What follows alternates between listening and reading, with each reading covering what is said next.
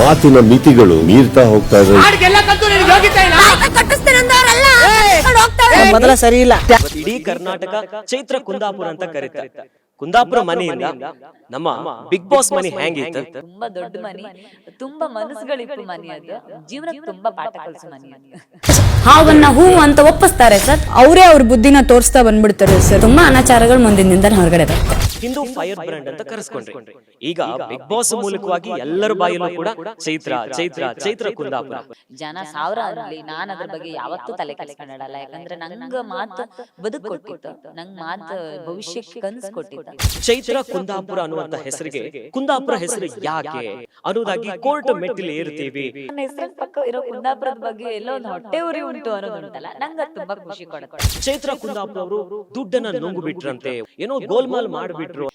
ದೇಶದ ಕಾನೂನು ಅಂತ ಬಂದಾಗ 140 ಕೋಟಿ ಜನ ಇರೋ ಬಹಳ ದೊಡ್ಡ ದೇಶ. ಇಲ್ಲಿ ಒಂದ್ಸಲ ಕೇಸ್ ಹಾಕಿದ್ರೆ ಅದಕ್ಕೆ ವರ್ಷಾನುಗಟ್ಲೆ ಫೈಟ್ ಮಾಡ್ಲೇಬೇಕಾಗುತ್ತೆ. ನಮಸ್ತೆ ವೀಕ್ಷಕರೇ, ಚೈತ್ರ ಕುಂದಾಪುರ ಹೆಸರಲ್ಲೇ ಕುಂದಾಪುರ ಇದೆ. ಕುಂದಾಪುರದಲ್ಲೇ ಹುಟ್ಟಿ ಅಲ್ಲೇ ಬೆಳೆದು ಇವತ್ತು ಬಿಗ್ ಬಾಸ್ ಮೂಲಕವಾಗಿ ಇಡೀ ನಾಡಿನ ಎಲ್ಲರ ಬಾಯಲ್ಲೂ ಕೂಡ ಚೈತ್ರ ಕುಂದಾಪುರ ಅನ್ನುವಂತ ಹೆಸರು ಕೇಳ್ತಾ ಇದೆ. ಅದರಲ್ಲೂ ಕೂಡ ಹಿಂದೂ ಫೈರ್ ಬ್ರ್ಯಾಂಡ್ ಅಂತ ಕರೆಸ್ಕೊಳ್ತಾರೆ. ಇವತ್ತು ನಮ್ಮ ಗ್ಯಾರಂಟಿ ನ್ಯೂಸ್ ನಲ್ಲಿ ಚೈತ್ರ ಕುಂದಾಪುರ ಇದ್ದಾರೆ. ಕುಂದಾಪುರ ಅಂತ ಹೆಸರಿದ ಮೇಲೆ ಅವ್ರನ್ನ ಕುಂದಾಪುರ ಭಾಷೆಯಲ್ಲಿ ಮಾತಾಡ್ಸ್ತೀರಾ ಆತ? ಚೈತ್ರ ಕುಂದಾಪುರರೇ, ಹೆಂಗಿದ್ರಿ ಹೇಳಿ? ನಾನು ಭಾರಿ ಖುಷಿಯಂಗಿದ್ದೆ. Thank you so much. ನಂಗೆ ಭಾಳ ಖುಷಿ ಆಗ್ತಿತ್ತು. ಯಾಕಂದ್ರೆ ಒಂಥರ ನಾಲ್ಗೆ ತೋರಿಸ್ದಂಗೆ ಆಗ್ತಿದ್ದಿತ್ತು ನಂಗೆ. ಯಾರು ಮಾತಾಡೋರಿಲ್ಲ, ಊರ್ ಬದಿಯವ್ರು ಯಾರು ಸಿಗ್ತಿರ್ಲಿಲ್ಲ. ತುಂಬಾ ಖುಷಿ ಆಯ್ತು ನಂಗೆ. ನೀವ್ ಹೆಂಗಿದ್ರಿ? ನಾ ಲೈಕ್ ಇದ್ನಲ್ಲ, ಎಂತಕಂದ್ರೆ ಬಿಗ್ ಮನೆಗಿದ್ದಾರೆ, ಕುಂದಾಪುರದ ಹುಟ್ಟಿ ಅಲ್ಲೇ ಓದಿ ಅಲ್ಲೇ ಬೆಳೆದ ಚೈತ್ರ ಕುಂದಾಪುರ ಅಂತ ಹೆಸರು ತಗೊಂಡೆ ಇವತ್ತು ಇಡೀ ಕರ್ನಾಟಕ ಚೈತ್ರ ಕುಂದಾಪುರ ಅಂತ ಕರೀತ. ಕುಂದಾಪುರ ಮನೆಯಿಂದ ನಮ್ಮ ಬಿಗ್ ಬಾಸ್ ಮನಿ ಹೆಂಗಿತ್ತು? ಅದೊಂಥರ ಅಂದ್ರೆ ಎಂತ ಮಾತಂಗೆ ಹೇಳೋಕ್ ಆತಿಲ್ಲ, ಅಷ್ಟು ಖುಷಿ ಆಗ್ತದೆ. ಯಾಕಂದ್ರೆ ನಾವೆಲ್ಲ ಅನ್ಕೊಂಡಿರ್ಲ ಊರ್ ಬದಿಯರೆಲ್ಲ ಅಲ್ಲಿಗೆ ಹೊತ್ತು ಅಷ್ಟು ದೊಡ್ಡ ಮನೆಗೆ ಹೊತ್ತು. ಅದು ಕುಂದಾಪುರದವ್ರು ಅಂದ್ಕೂಡ್ಲೆ ಒಂದ್ ಸಲ ಎಲ್ಲರೂ ಇವ್ರಂತಪ್ಪ, ಇವ್ರು ಮಾತಾಡೋ ಭಾಷೆ ಅರ್ಥ ಆಗ್ತಿಲ್ಲ, ಇವ್ರು ಬಂದದ್ದು ಯಾವ್ದೋ ಊರಿಂದ, ಇವ್ರು ಹೆಂಗೋ ಇರ್ತಾರ ಅಂದೇಳಿ ತುಂಬಾ ಅನ್ಕೊಂಡಿರ್ತಾರಲ್ಲ. ಅವರೆಲ್ಲ ನನ್ನನ್ನು ಸೇರ್ಸ್ಕೊಂತರೋ ಇಲ್ಲೋ ಅಂದೇಳಿ ಒಂದು ಹೆದರಿಕೆ ಇದ್ದೇ ಐತಿ, ಎಲ್ಲರಿಗೂ ಇರುತ್ತಲ್ಲ, ಹಾಗೆ ಇದ್ದಿತ್ತ. ಆದ್ರೆ ಅದೊಂದು ನಿಜ, ಎಲ್ಲರೂ ಅನ್ಭವಿಸ್ಕ ಆ ಥರದ್ದು ಒಂದು ಜೀವನ. ಅದು ತುಂಬಾ ದೊಡ್ಡ ಮನಿ, ತುಂಬಾ ಮನಸ್ಸುಗಳಿಪ್ಪು ಮನಿ. ಅದು ಜೀವನಕ್ಕೆ ತುಂಬಾ ಪಾಠ ಕಲಿಸೋ ಮನಿ ಅದು. ಅಂದ್ರೆ ಬಿಗ್ ಬಾಸ್ ಮನೆಗೆ ಹೋಯ್ರಿ, ಲಾಯ್ಕ್ ಆಯ್ತು, ಖುಷಿ ಆಯ್ತು, ಸುಮಾರು ಅನುಭವ ತಕ ಬಂದಿರಿ. ಎಂತ ಹೇಳ್ತೀರಿ ಬಿಗ್ ಬಾಸ್ ಮನಿ ಅಮ್ಕು ಫಸ್ಟ್ ನಿಮ್ ತಲೆ ಬಪ್ಪುದ್ ಏನು? ಅಲ್ಲೇ ಬಿಗ್ ಬಾಸ್ ಮಾತಾಡೋ ವಾಯ್ಸ್ ಇತ್ತಲ್ಲ, ಅದು ಭಾಳ ಚಂದ. ಅಯ್ಯೋ, ಅದು ಕೇಮ್ಕೆ ಒಂದು ಖುಷಿ ಬೇರೆ. ಅದ್ರೊಟ್ಟಿಗೆ ನಿಮ್ಗೆ ನೀವೇನಾದ್ರು ಒಂಚೂರು ಬೇಜಾರು ಮಾಡ್ಕೊಂಡ್ರು ಕೂಡ ಅವ್ರು ಸಮಾಧಾನ ಮಾಡೋದು, ಅವ್ರ ವಾಯ್ಸ್ ಹಂಗೆ ಅದು ಬಪ್ಪದು. ಮತ್ತು ಅಲ್ಲಿ ತುಂಬ ವಿಷಯ ನಿಮಗೆ ಹೇಳ್ಕೊಂಡ್ರು ನೆನ್ಪು ಮಾಡ್ಕೊಂತ ಇಟ್ಕೊಂಡು, ನೀವು ಮೈಕಲ್ಲಿ ಜಾರಿ ಹೊತ್ತೆ ಅನ್ನೋದಳಿ ಒಂದ್ಸಲ ನೆನ್ಪು ಮಾಡ್ಕೊಳಕಲ್ಲೇ, ಮೈಕ್ ಸಮ ಹಾಯ್ಕೊಂಡಿತ ನಾವು ಒಂದಳಿ ಕಾಣಕ, ಇನ್ನೊಂದ್ಸಲ ಎಲ್ಲಿ ಬೆಲ್ಲ ಹತ್ತೋ, ಮನಿ ಕಮ್ಮಂಗಿಲ್ಲ, ಮನ್ಕೊಂಡ್ರು ಕೂಡಲೇ ಕೋಳಿಗೆ ಹೋಗುತ್ತಲ್ಲೇ, ಎಲ್ಲ ವಿಷಯ ನಾನು ತುಂಬ ಮಿಸ್ ಮಾಡ್ಕೊಂತೆ. ಅಂದ್ರೆ ಪ್ರತಿ ನಿಮಿಷ ಇತ್ತಲ್ಲ, ಪ್ರತಿ ನಿಮಿಷವೂ ಅಲ್ಲಿ ಬದುಕಕ್ಕೆ, ಪ್ರತಿ ನಿಮಿಷವೂ ಅಲ್ಲಿ ಅನುಭವಿಸ್ಕೊ ಅನ್ನೋ ರೀತಿಗೆ ಬಿಗ್ ಬಾಸ್ ಮನೆ ಇನ್ನೊಂದು ಉದಾಹರಣೆ ಅಂತೇಳಿ ಹೇಳಕ್. ಎಂತಕಂದ್ರೆ ಚೈತ್ರ ಕುಂದಾಪುರ ಕರಾವಳಿಯ ಹಿಂದೂ ಸಂಘಟನೆ ಇರುವಂಥದ್ದು, ಹಿಂದುತ್ವ ಮೂಲಕವಾಗಿನೇ ಹಿಂದೂ ಫೈರ್ ಬ್ರ್ಯಾಂಡ್ ಅಂತ ಕರೆಸ್ಕೊಂಡ್ರಿ. ಈಗ ಬಿಗ್ ಬಾಸ್ ಮೂಲಕವಾಗಿ ಎಲ್ಲರ ಬಾಯಲ್ಲೂ ಕೂಡ ಚೈತ್ರ ಚೈತ್ರ ಚೈತ್ರ ಕುಂದಾಪುರ. ಚೈತ್ರ ಕುಂದಾಪುರ ಅನ್ನೋಕ್ಕೂ ಒಂದಿಷ್ಟು ಪಾಸಿಟಿವ್ ಇದ್ರ ಜೊತೆ ನೆಗೆಟಿವ್ ಇತ್ತು. ಅಂದ್ರೆ ಚೈತ್ರ ಕುಂದಾಪುರ ಅಂದ್ರೆ ಮಾತೇ ಬಂಡವಾಳ ಅಂದ್ರೆ ಸುಮಾರು ಜನ ಹೇಳ್ತಾರೆ. ಹಿಂಗೆ ಹೇಳುವಾಗ ಏನ್ ಅನ್ಸುತ್ತೆ? ನಂಗೆ ಯಾವಾಗಲೂ ಮಾತು ಅನ್ನೋದೊಂದು ಶಕ್ತಿ. ನಾನು ಜನ ಸಾವಿರ ಅನ್ಲಿ, ನಾನು ಅದ್ರ ಬಗ್ಗೆ ಯಾವತ್ತೂ ತಲೆ ಕೆಡ್ಸ್ಕೊಂಡಾಡಲ್ಲ. ಯಾಕಂದ್ರೆ ನಂಗೆ ಮಾತು ಬದುಕು ಕೊಟ್ಟಿತ್ತು, ನಂಗೆ ಮಾತು ಭವಿಷ್ಯಕ್ಕೆ ಕನಸು ಕೊಟ್ಟಿತ್ತು. ಹಾಗಾಗಿ ನನ್ನ ಮಾತನ್ನು ಯಾರು ಹತ್ತಿಕೋಗಿ ಪ್ರಯತ್ನ ಪಟ್ಟರು ನಾನು ಯಾವತ್ತೂ ಅದ್ರ ಬಗ್ಗೆ ಯೋಚನೆ ಮಾಡ್ದಾಳೆ ಅಲ್ಲ. ಇಲ್ಲಿ ತನಕ ಏನು ಬಂದಿದೆ, ನಾನು ಅನ್ಕೊಂಡಿದ್ದೆ ಒಳಗೆ ಎಲ್ಲರೂ ಅಂತಿದ್ದೀರಿ ನನಗೆ, ನಿನ್ನ ಮಾತು ಕಿರ್ಚತೆ, ನಿಂದು ವಾಯ್ಸ್ ಕೇಂದ್ರ ಆತಿಲ್ಲ ಅಂದೇಳಿ ಎಲ್ಲರೂ ಹೇಳ್ತಿದ್ದೀರ.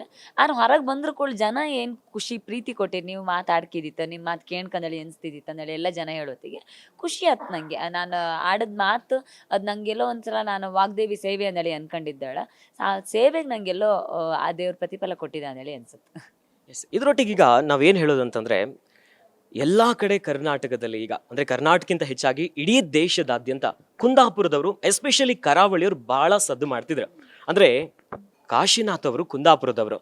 ಏನ್ ಹೇಳ್ತ್ರಿ? ಯಾಕಂದ್ರೆ ಕಾಶಿನಾಥ್ ಅವರ ಸಿನಿಮಾ ಹೆಂಗಿತ್ತಂತ ಬಹುಶಃ ಪದಗಳಲ್ಲಿ ಹೇಳೋಕ್ ಸಾಧ್ಯನೇ ಇಲ್ಲ. ಹೆಂಗ್ ಅನ್ಸುತ್ತೆ ಅದು ಕಾಶಿನಾಥ್ ಅವ್ರ ಬಗ್ಗೆ ಹೇಳೋದಾದ್ರೆ? ನಂಗೆ ತುಂಬಾ ಖುಷಿ ಅಂದ್ರೆ ಕಾಶಿನಾಥ್ ಅವ್ರು ನಾವೆಲ್ಲ ತುಂಬಾ ಸಣ್ಣಕಿದ್ದಿತ್ತು ಅಷ್ಟೊತ್ತಿಗೆ ಅವರೆಲ್ಲ ಪಿಕ್ಚರ್ ಎಲ್ಲ ತೆಗ್ದಾರೆ. ಆದ್ರೆ ಇವತ್ತಿಗೂ ಈ ಕನ್ನಡ ಇಂಡಸ್ಟ್ರಿ ಹಂಗೆ ಕಾಶಿನಾಥ್ ಸರ್ಗೆ ಇಪ್ಪದೊಂದು ವ್ಯಾಲ್ಯೂ ಇತ್ತಲ್ಲ, ಅದೆಲ್ಲ ಕಾಂಬತ್ತಿಗೆ ಖುಷಿ ಆಯ್ತು. ಕುಂದಾಪುರದವರಿಗೆ ಎಷ್ಟು ವ್ಯಾಲ್ಯೂ ಕೊಡ್ತಾರೋ. ಕಾಶಿನಾಥ್ ಸರ್ ಶಿಷ್ಯಂದ್ರು ಎಷ್ಟು ಜನ ಇದ್ರು, ಈಗ ಉಪೇಂದ್ರ ಸರ್ ಅವರೆಲ್ಲರೂ ಕಾಶಿನಾಥ್ ಸರ್ ಶಿಷ್ಯಂದ್ರಾಗಿದ್ದಾರೆ. ಕನ್ನಡ ಇಂಡಸ್ಟ್ರಿನ ಒಂದು ಮಟ್ಟಕ್ಕೆ ಒಂದು ಕಾಲದಂಗೆ ನಾವೆಲ್ಲ ಸಣ್ಣಕಿಪ್ಪತ್ತಿಗೆನೆ ಒಂದು ಕಾಲದಂಗೆ ತಿರುಗಿ ನೋಡುವಂಗೆ, ಇಡೀ ದೇಶ ತಿರುಗಿ ನೋಡುವಂಗೆ ಮಾಡಿದಾರ ಅಂಥದ್ದು ಅದ್ಭುತ ಪಿಕ್ಚರ್ ಎಲ್ಲ ಕೊಟ್ಟಾರ ಕಾಶಿನಾಥ್ ಸರ್. ಕುಂದಾಪುರ ಅಂದ್ರೆ ಅದೇ ಪ್ರತಿಭೆಗಳಿಗೆ ಇನ್ನೊಂದು ಹೆಸರು ಅಂದೇಳಿ ಹೇಳ್ತಾರಲ್ಲ, ಕುಂದಾಪುರದ ಮಣ್ಣಿಗೆ ಒಂದು ತಾಕತ್ತಿತ್ತು ಅಂದೇಳಿ ಹೇಳ್ತಾರಲ್ಲ, ಅದು ಕಾಶಿನಾಥ್ ಸರ್ ಅಂತವ್ರನ್ನ ಕಂಡಾಗೆಲ್ಲ ಭಾಳ ನಂಗೆ ನೆನಪಾತದ. ಹೌದು ಅಂದೇಳಿ ಅವರೆಲ್ಲ ಸಾಬೀತು ಮಾಡಿ ಹೋಯ್ರ ಅಂದೇಳಿ ಅನ್ಸುತ್ತೆ. ಇನ್ನು ಕಾಶಿನಾಥ್ ಅವರ ಶಿಷ್ಯ ನಮ್ಮೆಲ್ಲ ಗೊತ್ತಿದೆ ನಮ್ಮ ಉಪೇಂದ್ರ ಅವರು. ಸದ್ಯ UI ಸಿನಿಮಾ ಎಲ್ಲರ ತಲೆಯಲ್ಲೂ ಒಂದು ಹುಳ ಬಿಟ್ಟಿರು. ಯಾಕಂದ್ರೆ ಉಪೇಂದ್ರ ಅವರು ಸಿನಿಮಾ ಮಾಡಿದ್ರಂತಂದ್ರೆ ಅಲ್ಲೊಂದು ದೊಡ್ಡ ಪ್ರಶ್ನೆನೇ ಬರುತ್ತೆ. UI ಸಿನಿಮಾ ಬಗ್ಗೆ ಬಹುಶಃ ನೀವು ಬಿಗ್ ಬಾಸ್ ಮನೆಯಲ್ಲಿದ್ರಿ, ಸಿನಿಮಾ ಕಾಣಲ್ಲ, ಆದ್ರೆ ಉಪೇಂದ್ರ ಅವ್ರ ಫಿಲ್ಮ್ ಬಗ್ಗೆ ಏನ್ ಹೇಳ್ತೀರಾ? ನಂಗೆ ಆ್ಯಕ್ಚುಲಿ ಅವ್ರ ಫೇವ್ರೇಟ್ ಉಪೇಂದ್ರ ಸರ್. ನಾನು ಪಿಕ್ಚರ್ ಎಲ್ಲ ಕಾಮ್ದೆ ಭಾಳ ಕಮ್ಮಿ, ಆದ್ರೆ ನನಗೆ ಅವರ ಪಿಕ್ಚರ್ ಎಲ್ಲ ತುಂಬ ಇಷ್ಟ. ಅಂದರೆ ಅವ್ರ ಯೋಚನೆಯೇ ಹಾಗೆ ತುಂಬ ಡಿಫ್ರೆಂಟಾಗಿ ಯೋಚನೆ ಮಾಡ್ತಾರೆ ಉಪೇಂದ್ರ ಸರ್.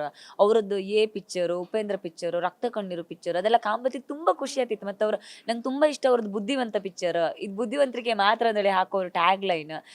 ಇಡೀ ಇಂಡಿಯಾದಂಗೆ ಮೋಸ್ಟ್ಲಿ ಹಿಂಗೂ ಫಿಲಮ್ ಮಾಡ್ಲಕ್ಕ ಅಂದೇಳಿ ಯೋಚನೆ ಮಾಡುವಂಗೆ ಒಂದು ಲೆವೆಲಿಗೋ ಕನ್ನಡ ಇಂಡಸ್ಟ್ರಿಗೆ ಹಿಂಗೆಲ್ಲ ನಡೀತಿತ್ತು ಮಾರೆ ಅಂತ ಅನ್ಸುವಂಗಿಂದೊಂದು ಬ್ರೈನ್ ಇತ್ತಲ್ಲ, ಅದು ಉಪೇಂದ್ರ ಸರ್ ಅದು ಮಾತ್ರ. ಮೋಸ್ಟ್ಲಿ ಕನ್ನಡ ಇಂಡಸ್ಟ್ರಿಗೆ ಒಂದು ಬೇರೆನೆ ಒಂದು ಶಕ್ತಿ ಅವ್ರ ತಲೆಯೊಳಗೆ ಎಲ್ಲರಿಗೂ ಒಂದು ಮೆದ್ಲಿತ್ತೇನೋ, ಅವ್ರಿಗೆ ಮಾತ್ರ 10 ಮೆದ್ಲಿತ್ತೇನೋ ಅದೆಲ್ಲ ಅನ್ಸುತ್ತೆ ನಂಗೆ. ಈಗಳಿಗೂ ಅವ್ರದ್ದು ಕ್ರಿಯೇಟಿವಿಟಿ, ಅವ್ರು ಯೋಚನೆ ಮಾಡೋ ರೀತಿ ಎಲ್ಲ ಕಾಂಬತ್ತಿಗೆ ಖುಷಿ ಇತ್ತು, ಹೆಮ್ಮೆ ಇತ್ತು. ಅಂದ್ರೆ ಅಂತಂತ ದೊಡ್ಡ ದೊಡ್ಡ ತಲೆಗಳನ್ನ ಕುಂದಾಪುರ ಕೊಟ್ಟಿತ್ತು ಅಂದೇಳಿ ಹೇಳುವತ್ತಿಗೆ ತುಂಬಾ ಹೆಮ್ಮೆ ಅನ್ಸುತ್ತೆ ನಂಗೆ. ಅಂದ್ರೆ ಮಾತು ಮಾತು ಮಾತು ಬರೀ ಮಾತು ಅನ್ನೋ ಒಂದು ಡೈಲಾಗ್ ಇದೆ. ಸೊ ಅಂತ ಮಾತು ಕೇಳಿದಾಗ ಕುಂದಾಪುರ ಒಂದು ಭಾಗ ಇರುವಂಥದ್ದು, ಅಲ್ಲಿನ ಜನ ಬಹಳ ಒಂದು ಸಾಧನೆ ಮಾಡ್ತಿದ್ರು. ಎಸ್ಪೆಷಲಿ ನಾವು ಗಮನಿಸೋದಾದ್ರೆ ರಿಷಬ್ ಶೆಟ್ಟಿ ಅವರು ಇಡೀ ಜಗತ್ತೇ ಕೊಂಡಾಡ್ತಾ ಇದೆ ಅವ್ರ ಕಾಂತಾರ ಸಿನಿಮಾದ ಬಗ್ಗೆ. ಕಾಂತಾರ ಸಿನಿಮಾ ಅಂದ್ರೆ ಸಿನಿಮಾ ಇದೆ, ಅದರ ಜೊತೆಯಲ್ಲಿ ಕರಾವಳಿಯ ಅಸ್ಮಿತೆ, ಅಲ್ಲಿನ ಧಾರ್ಮಿಕ ಆಚರಣೆಗಳನ್ನ ಎಲ್ಲವನ್ನ ಹೊತ್ತು ತಂದಿದ್ರು. ಆದ್ರೆ ಕಾಂತಾರದ ಬಗ್ಗೆ ಸಾಕಷ್ಟು ಕಾಂಟ್ರವರ್ಸಿ ಇತ್ತು. ಅಂದ್ರೆ ದೈವ ದೇವರ ಬಗ್ಗೆ ಅಲ್ಲಿ ಸಿನಿಮಾದಲ್ಲಿ ತೋರಿಸಿರು, ಅಂದ್ರೆ ಕೋಲದ ಬಗ್ಗೆ ಅಲ್ಲಿ ತೋರಿಸಿದ್ದಾರೆ. ಬಟ್ ಈಗ ಅದ್ರ ಬಗ್ಗೆ ಜನ ಡೈಲಾಗ್ಗಳನ್ನ ಹೇಳೋದು, ಅಂತ ಕೂಗೋದು ಒಂದು ವಿಚಾರ ಬಂದ್ರೆ ಆವೇಶ ಬಂದಂಗೆ ಮಾಡೋದು, ಇದರಿಂದ ಕಾಂತಾರ ಸಿನಿಮಾ ಬರಬಾರ್ದು, ಸರಿ ಇಲ್ಲ, ಅವಮಾನ ಆಗ್ತಿದೆ, ನಮ್ಮ ಧಾರ್ಮಿಕ ಭಾವನೆಗೆ ಧಕ್ಕೆ ಆಗ್ತಿದೆ ಅನ್ನೋ ಮಾತಿದೆ. ಅದ್ರ ಬಗ್ಗೆ ಏನ್ ಹೇಳ್ತೀರಾ ಕಾಂತಾರ ಸಿನಿಮಾದ ಬಗ್ಗೆ, ರಿಷಬ್ ಶೆಟ್ಟಿ ಅವ್ರ ಬಗ್ಗೆ? ರಿಷಬ್ ಶೆಟ್ಟಿ ಅವ್ರು ನಮ್ಮ ಊರಿನವರು ಅನ್ನೋ ಹೆಮ್ಮೆ ಇದೆ ನನಗೆ. ಮತ್ತು ಅವ್ರು ಎಲ್ಲಿ ಹೋದ್ರು ಎಲ್ಲೋ ಅವ್ರದ್ದು ಇಂಟರ್ವ್ಯೂ ಎಲ್ಲ ನೋಡುವಾಗ ನನಗೆ ಅನ್ಸೋದು ಅವರೆಲ್ಲರೂ ಕುಂದಾಪುರ ಕನ್ನಡ ಮಾತಾಡ್ತಾರಾ ಅಂತ ನಾನು ಕಾಯ್ತಿರ್ತೀನಿ. ಯಾಕಂದರೆ ಸಹಜವಾಗಿರೋ ಕುಂದಾಪುರ ಕನ್ನಡದಲ್ಲಿ ಅವ್ರು ಮಾತಾಡುವ ರೀತಿ, ಅವ್ರು ನಮ್ಮ ಸಂಸ್ಕೃತಿಯನ್ನು ಪಾಲಿಸ್ತಾ ಇರುವ ರೀತಿ, ಅದೆಲ್ಲ ನಂಗೆ ತುಂಬ ಹೆಮ್ಮೆ, ತುಂಬ ಗರ್ವ ಅವ್ರು ನಮ್ಮ ಊರಿನವರು ಅನ್ನೋದು. ವಿಶೇಷವಾಗಿ ಕಾಂತಾರ ಸಿನಿಮಾ ಏನು ಬಂತು ಅದು ನಮ್ಮೆಲ್ಲರ ಮನೆಗಳ ಕತೆ ಅಂತ ನಂಗೆ ತುಂಬ ಸಲ ಅಂತಿದೆ. ನಮ್ಮ ಮನೆಗಳಲ್ಲಿ ದೈವ ಎಲ್ಲ ಎಷ್ಟೊಂದು ಸಲ ಪವಾಡ ಮಾಡಿದೆ. ಕರಾವಳಿಗರಿಗೆ ಆ ಕಾಂತಾರ ಸಿನಿಮಾದ ಒಂದು ಕತೆ ಏನೋ ಇದೆ, ಅದು ನಿತ್ಯ ನಮ್ಮ ಬದುಕಿನಲ್ಲಿ ನಡೀತಾ ಇರುವ ಕತೆ ಅಂತ ಅನ್ಸುತ್ತೆ. ನಾವೆಲ್ಲೋ ದೈವ ಗೆಂಡಕ್ಕೆ ಸೇವೆಗೆ ಹೋಗೋದು, ಇನ್ನೆಲ್ಲೋ ದೈವ ಕೋಲ ಕಟ್ಟೋದು, ನೇಮ ಕೊಡೋದು, ಈ ಎಲ್ಲ ಇದು ಕಾಂತಾರದ ಥರದ ಕತೆ ನಮ್ಮ ಪ್ರತಿ ಕರಾವಳಿಗರ ಜೀವನದಲ್ಲಿ ಪ್ರತಿನಿತ್ಯ ನಡೀತಾ ಇದೆ ಅನ್ನೋ ಥರದ ಪವಾಡದ ಕತೆಗಳು. ಸೊ ದೈವ ಅನ್ನುವ ವಿಚಾರ ಬಂದಾಗ ಆ ಭಾವನೆ ಮತ್ತು ಅದರ ಶಕ್ತಿಯನ್ನು ಜಗತ್ತಿಗೆ ಪ್ರಸರಿಸುವಂಥ ಒಂದು ಪ್ರಾಮಾಣಿಕ ಪ್ರಯತ್ನವನ್ನು ರಿಷಬ್ ಶೆಟ್ಟಿ ಅವರು ಮಾಡಿದ್ದಾರೆ. ಆ ಪ್ರಯತ್ನದ ಹಿಂದೆ ಯಾವುದೇ ಏನು ದುರುದ್ದೇಶ ಇರಲಿಲ್ಲ, ಯಾವ ಸ್ವಾರ್ಥ ಇರಲಿಲ್ಲ. ಮತ್ತು ಅವರು ಬಹಳ ಸಲ ಹೇಳ್ಕೊಂಡಿದ್ದೆ, ನನ್ನ ನೆಲದ ಸಂಸ್ಕೃತಿಯನ್ನು ಪರಿಚಯಿಸಬೇಕು, ನನ್ನ ನೆಲದ ಕಥೆಯನ್ನು ನಾನು ಹೇಳಬೇಕು, ಅದು ನನಗೆ ಬೇಕಾಗಿರೋದು ಅಂತ. ಸೊ ಅದವ್ರ ಅನುಭವದ ಕತೆ. ಹಾಗಾಗಿ ಅದರಲ್ಲೆಲ್ಲೋ ನನಗೆ ತಪ್ಪು ಅಂತ ನನಗೆ ಯಾವತ್ತೂ ಕಾಣಿಸಿಲ್ಲ. ದೇವರುಗಳು ಅಂತ ಬಂದಾಗ ನಾನು ಏನು ನಂಬ್ತೀನಿ ಅಂದರೆ, ನಾನು ತುಂಬ ದೇವರುಗಳನ್ನು ನಂಬೋ ಕಾರಣಕ್ಕೆ ಅದೇನಾದರೂ ಸರಿ ಆಗಲಿಲ್ಲ ಅಂದಿದ್ದಿದ್ರೆ ಅಷ್ಟು ದೊಡ್ಡ ಯಶಸ್ಸು ಸಿಗೋದಕ್ಕೆ ದೈವವೇ ಬಿಡ್ತಿರ್ಲಿಲ್ಲ. ಅಷ್ಟು ದೊಡ್ಡ ಯಶಸ್ಸು ಸಿಕ್ಕಿದೆ ಅಂದರೆ ದೈವ ಕೊಟ್ಟ ಭಿಕ್ಷೆ, ದೈವ ಕೊಟ್ಟ ಆಶೀರ್ವಾದ. ಸೊ ಅಲ್ಲಿ ತಪ್ಪಾಗಿದ್ರೆ ಖಂಡಿತ ದೈವ ಅಲ್ಲೇ ಶಿಕ್ಷೆ ಕೊಡ್ತಿದ್ದು. ನಾವು ಅದನ್ನೇ ಹೇಳ್ತೀವಿ, ದೇವ್ರಿಗೂ ದೈವಕ್ಕೂ ಏನು ವ್ಯತ್ಯಾಸ ಕೇಳಿದ್ರೆ, ದೇವ್ರು ತುಂಬ ತಡವಾಗಿ ಶಿಕ್ಷೆ ಆಗಲಿ ವರ ಆಗಲಿ ತುಂಬ ತಡವಾಗಿ ಕೊಡ್ತಾನೆ. ದೈವ ಹಾಗಲ್ಲ, ಶಿಕ್ಷೆನೇ ಆಗಲಿ ವರನೇ ಆಗಲಿ ಕೇಳಿದ ತಕ್ಷಣ ಟಕ್ ಅಂತ ಕೊಡ್ತಾರೆ ಅಂತ. ಅದೇ ದೈವ ಮತ್ತು ದೇವರುಗಳಿಗಿರೋ ವ್ಯತ್ಯಾಸ. ಹಾಗೇನಾದರೂ ಕಾಂತಾರ ಸಿನಿಮಾದಲ್ಲಿ ಏನಾದರೂ ತಪ್ಪಾಗಿದ್ದಿದ್ರೆ ದೈವ ಖಂಡಿತ ಬಿಡ್ತಿರ್ಲಿಲ್ಲ ಅನ್ನೋದೊಂದು ಭರವಸೆ. ಹಾಗಾಗಿ ದೈವದ ಅನುಮತಿಗಿಂತ ದೊಡ್ಡದಾಗಿ ತಪ್ಪು ಅಂತ ಅಳಿಯುವಷ್ಟು ಅರ್ಹತೆ ಆಗಲಿ ಶಕ್ತಿ ಆಗಲಿ ನನಗೆ ಖಂಡಿತವಾಗ್ಲೂ ಇಲ್ಲ. ಅವರು ಅದನ್ನು ಪಾಲನೆ ಮಾಡ್ಕೊಂಡು ಬಂದಿದ್ದಾರೆ. ಮತ್ತು ಆ ಸಿನಿಮಾ ತೆಗಿಯೋಕ್ಕಿಂತ ಮುಂಚೆನೂ ದೈವದ ಹತ್ರ ಕೇಳಿದ್ರು ಅನ್ನೋದೆಲ್ಲ ಇದೆ. ದೈವ ನುಡಿ ಕೊಟ್ಟ ಮೇಲೆ ಮಾತೇ ಇಲ್ಲ, ಮುಂದುವರಿಯೋದ್ರಲ್ಲಿ ತಪ್ಪಿಲ್ಲ ಅಂತ ನಾನು ಅನ್ಕೊಳ್ತೇನೆ. ಸದ್ಯ ಸಿನಿಮಾ ಬಹಳ ಹಿಟ್ ಆಗ್ತಾ ಇದೆ, ಅಂದ್ರೆ ಒಳ್ಳೆ ಮೆಸೇಜ್ ಅನ್ನ ಕೊಟ್ಟಿದ್ರು. ಅಂದ್ರೆ ಈ ನೆಲದ ಸಂಸ್ಕೃತಿ ಕರಾವಳಿಗೆ ಮಾತ್ರ ಸೀಮಿತ ಅಲ್ಲ, ಈ ನೆಲದ ಸಂಸ್ಕೃತಿಯನ್ನು ಎಲ್ಲರಿಗೂ ತೋರಿಸುವಂತ ಕೆಲಸ ಮಾಡಿದ್ರು. ಜೊತೆಯಲ್ಲಿ ಆ ದೇವರದ ಬಗ್ಗೆ, ಆ ವೇಷದ ಬಗ್ಗೆ ಸಾಕಷ್ಟು ಅಪಪ್ರಚಾರಗಳಾಗೋದು, ರಸ್ತೆಯಲ್ಲಿ ಯಾವುದೋ ಒಂದು ವೇಷ ತರ ಅದನ್ನ ಹಾಕೊಂಡು ಹೋಗೋದು, ಅಂಥವರಿಗೆ ಚೈತ್ರ ಕುಂದಾಪುರ, ಯಾಕಂದ್ರೆ ಫೈರ್ ಬ್ರ್ಯಾಂಡ್ ಆಧ್ಯಾತ್ಮವನ್ನ ಯಾವಾಗ್ಲೂ ಕೂಡ ಎತ್ತಿ ಹಿಡಿತೀರಾ. ಸೊ ನೀವು ಅಂಥವ್ರಿಗೆ ಏನ್ ಮೆಸೇಜ್ ಹೇಳ್ತೀರಾ? ನಾನು ಯಾವಾಗಲೂ ಅದನ್ನು, ಇದು ಸಿನಿಮಾ ಬರೋಕ್ಕಿಂತ ಮುಂಚೆ ಕೂಡ ನಾನು ಇದನ್ನು ಮಾತಾಡಿದ್ದೇನೆ. ಅಂದರೆ ಬಹಳ ಸಂದರ್ಭಗಳಲ್ಲಿ ದೈವಗಳು ಮತ್ತು ದೇವರುಗಳು ಅನ್ನೋ ಒಂದು ಪಾವಿತ್ರತೆ ಏನಿದೆ ಅದನ್ನು ನೀವು ಯಾವಾಗ ಗಂಭೀರವಾಗಿ ತಗೊಳ್ತೀರಿ ಆಗ ಮಾತ್ರ ನೀವು ಅದನ್ನು ಪಾಲಿಸೋದ್ರಲ್ಲಿ ಅದನ್ನು ಅದ್ರ ಜೊತೆಗೆ ನಡ್ಕೊಳ್ಳೋ ರೀತಿಗಳಲ್ಲಿ ನಿಮಗೆ ವ್ಯತ್ಯಾಸ ಗೊತ್ತಾಗುತ್ತೆ. ಗಂಭೀರವಾಗಿ ತಗೊಳ್ಳಿ, ಮನಸ್ಸಿನಲ್ಲಿ ಯಾವಾಗ ಭಕ್ತಿ ಇರುತ್ತೆ ಆಗ ಖಂಡಿತವಾಗ್ಲೂ ನೀವು ಆ ಥರದ ವರ್ತನೆಗಳನ್ನು ಮಾಡೋದಕ್ಕೆ ಸಾಧ್ಯ ಇಲ್ಲ ಅಂತ. ಆಟದ ವಸ್ತುವಾಗಿ ತಗೊಳ್ಬೇಡಿ ದೈವ ಮತ್ತು ದೇವರುಗಳನ್ನು, ಅಥವಾ ತಮಾಷೆಯ ವಸ್ತುವಾಗಿ ತಗೊಳ್ಬೇಡಿ. ನಾವು ಎಷ್ಟು ಗಂಭೀರವಾಗಿ ಅದನ್ನ ನಡ್ಕೊಳ್ತೇವೆ, ಆ ಆಚರಣೆಗಳಿಗೆ ನಾವು ಗಂಭೀರವಾಗಿ ಅದ್ರ ಜೊತೆ ವರ್ತಿಸ್ತೇವೆ, ಅಷ್ಟು ನಮ್ಮ ಮುಂದಿನ ಪೀಳಿಗೆ ಅದನ್ನ ಹಾಗೆ ತಗೊಂಡೋಗುತ್ತೆ.